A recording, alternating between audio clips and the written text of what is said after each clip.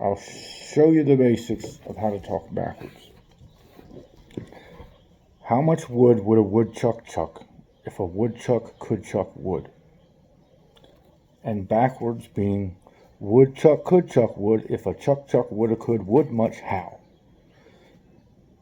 Now if you think of it as a giant paragraph or multiple sentences, it's very difficult to do. But if you go backwards and break it up into pieces, like a smaller sentence, I see the cat.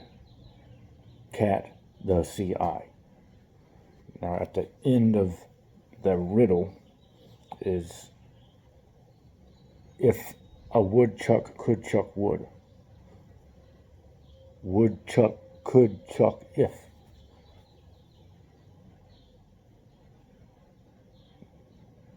Woodchuck could chuck if. Woodchuck could chuck wood if a chuck woulda could would much how. Woodchuck could chuck wood if a chuck woulda could would much how.